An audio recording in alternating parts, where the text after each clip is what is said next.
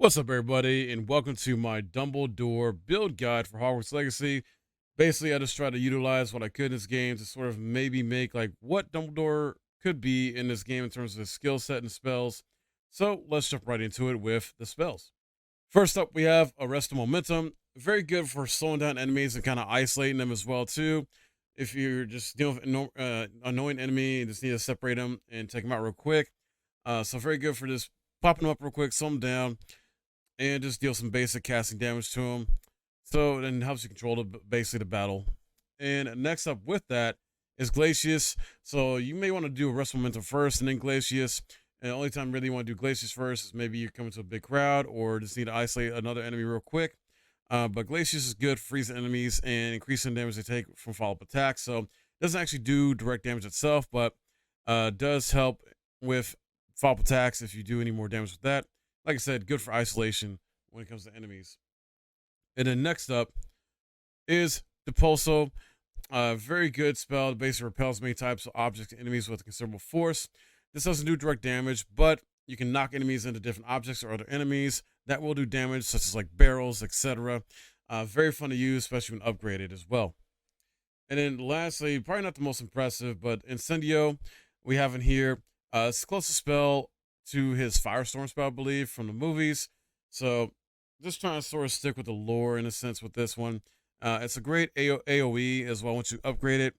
Does a lot of great damage to, just really cool to use when you're surrounded by enemies, especially to kind of get them off you and maybe kill a few of them at least.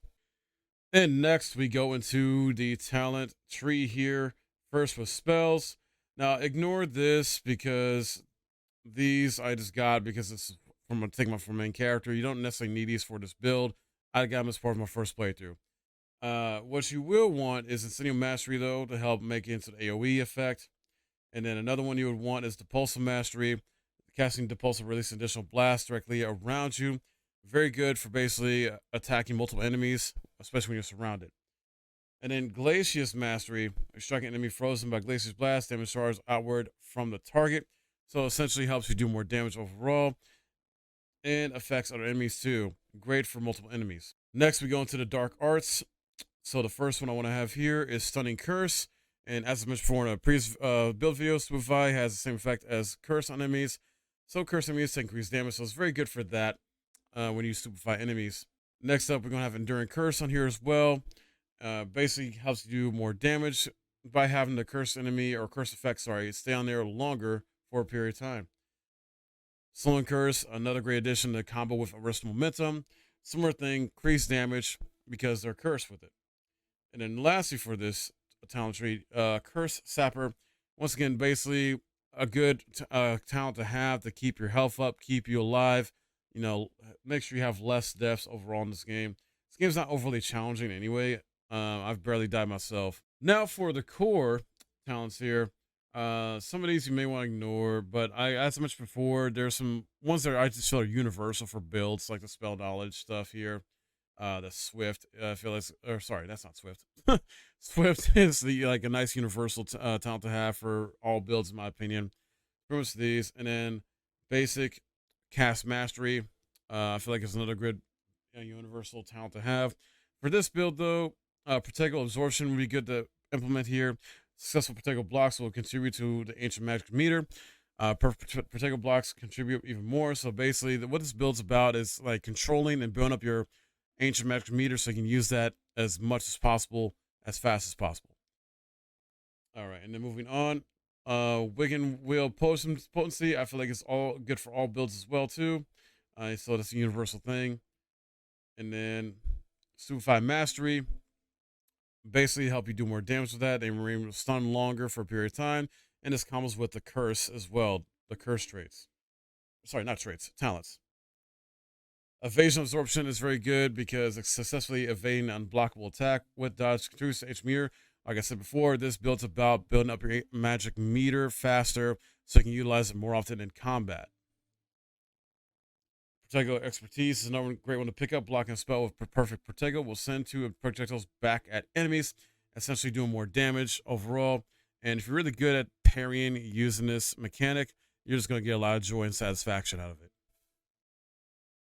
And then the basic cast airborne absorption is another great addition with this build because you are going to be using arrest of momentum to basically keep enemies in the air, also the pulso, and be able to do the air attacks and combinations with that.